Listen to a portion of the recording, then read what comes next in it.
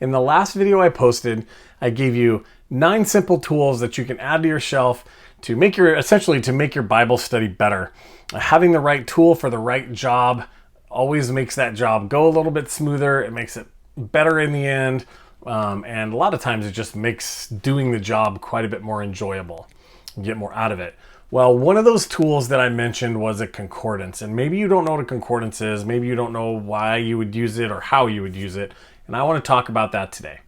So let's get into it. This is Strong's Exhaustive Concordance. Essentially what Strong did was take the entire Bible, every word, this is going to sound crazy if you've never looked inside here before, and broke it down. So, for example, everywhere the word Jesus appears throughout the entire canon of Scripture, it's listed inside here, and it'll give you a verse reference.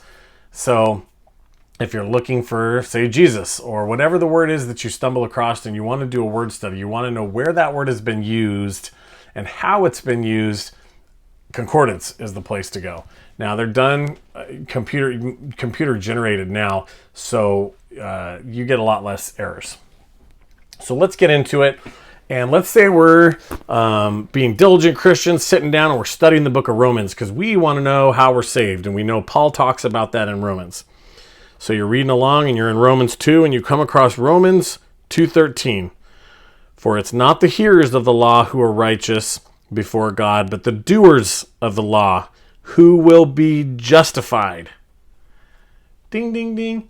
Bells and whistles just went off in your head. Justified. This word justified has come up before, and I know that it's controversial because people disagree on what justified means. Is James right? Is Paul right? There's a video. I've done a video on that very thing. How do we understand this word? What does justified mean? We go to Scripture. It's important to understand different schools of thought, theology, whether you're Reformed or Arminian or you're a Roman Catholic. Those are all how we understand words. What's most important is that we do our due diligence to understand them how God intended them in his God-breathed word of Scripture, the Bible. And in order to do that, we need to do some more digging. So let's do that digging. Romans 2:13. So this is the main concordance. You see these teeny little words? I'm going to try to help us out with that. So we go to the word justified. It's alphabetical, just like a dictionary would be. We go to the word justified. Okay, here we found it. Justified. These are all the places, all the way up to here, from here to here, that the word justified is used. These little teeny, you can see that second column there is the reference, the verse reference, and this number we're going to get to right now because a concordance has more than just this in it. Most concordances do. So let's find our verse, Romans 2:13. It's right here. I know you guys can't see it, but Romans 2:13 right there. Keep your eye on the ball. This book is huge, so it's hard to manipulate and look like you know what you're doing. The doers of the law shall be justified. Okay? So first we want to know, well, is there anything more we should know about this word? Did Paul write the word justified? And you're going to think to yourself, no, he didn't. Paul didn't speak English. So how do we find out what Paul wrote? I'm glad you asked. We flip to this number, 1344. And in the back, you have 2 dictionaries, a Hebrew dictionary. And it's in the New Testament, right? We're reading Romans. So you're going to flip open to the Greek dictionary. And we're going to find 1344. 1344 is going to give us the word that was used. Again, keep your eye on the ball. There we go, 1344. And it's going to tell us just or innocent, free, justify, be righteous. More importantly, maybe not more importantly, that's going to help you out a whole lot. It's going to give you a pronunciation. It's going to give you how you write the word in Greek. But we can type that in to Google. This is the word in Greek. Okay, this is what you would, let's just say what you would type into Google to find this word, because most of us don't have Greek keyboards. So it's going to give us a little bit of a definition. It also tells us from 1342. So there might be a root word we might want to look up. Unfortunately for us, it's on the complete opposite end. There we go. Okay? So we can look up both of those words and find out what those words mean. Those are the words that Paul wrote. Up here is the finishing of 1342. Innocent, holy, absolved, right? All right, so now we have a basis of understanding of what that word means. So you can go to your Bible dictionary and look it up. You can go to your computer and look at what the actual Greek word justified means in this sense and type that word in there. And now you have a little bit of background context. But we can do more. And the more, for me, is what's exciting. I like going back to the Greek. I think that it's important to do that and to understand. But we interpret the parts in light of the whole. We know that the Bible cannot contradict itself. So, because the Bible is the inerrant, infallible Word of God. So we come back to our section here on justified. And we find out that it's been used in a whole lot of places. All throughout the New Testament and the Old Testament. So let's do a quick example of how our thought process might go as we're studying this word. Or if you're studying any word for that matter. So we know it's used in Romans 2:13, but we want to know, how else does Paul use this word in this letter? Does he use it the same way every time? Or does he constantly use it in different contexts and in different ways with what sound to us like different definitions? So we're going to go through Romans and read all the passages where he uses the term justified. We're going to read them over and over and over. And you'll see this little section here. All those Romans passages. How does Paul in Romans, in this specific letter that he's writing, how does he use the word justified? And we see it there, and we read all those verses, and it'll give us a little bit better understanding of what that word justified means. But we can do more. We also know that Paul has written other letters, right? Such as Galatians, 1 Timothy. Okay, I mean, he's written a bunch, but these are the ones that are popping out right now.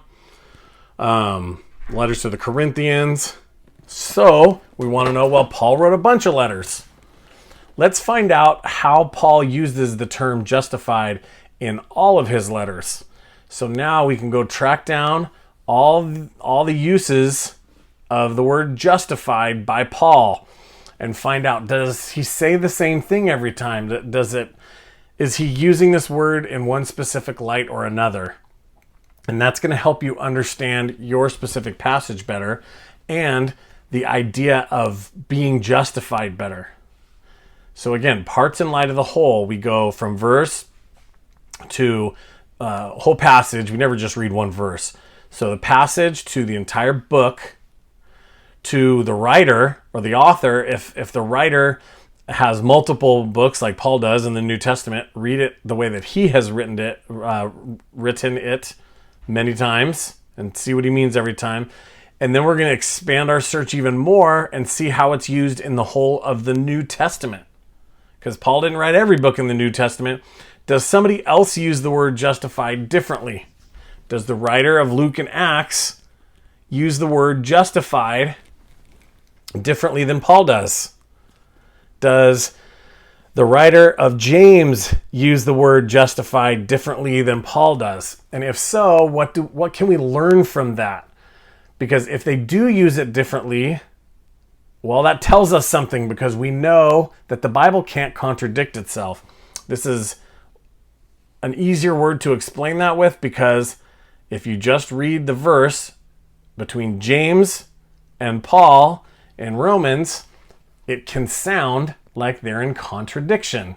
They're not, because they're in the Bible, but we need to learn what that word means. We need to learn how the writer was intending that word to be understood. After we do our search of author, book, whole New Testament, you expand your search even further to see, was it used in the Old Testament at all? How was it used in the Old Testament? So this is a really quick example and explanation of how you're going to use your concordance to dig deeper into the word and to do your word studies and your word searches throughout the Bible to understand these super key and important things, such as justified. That's why I picked that particular word, because that's an important word to understand. It's an important word to know, because it's eternal. And being able to understand how we're justified as you're studying the Bible is important. So that's the basic main way that you would use the main concordance, and then the Greek and Hebrew dictionary in the back. I'll point out a couple of other quick things. There's always lists of abbreviations that they use in this book and that they use throughout the Bible.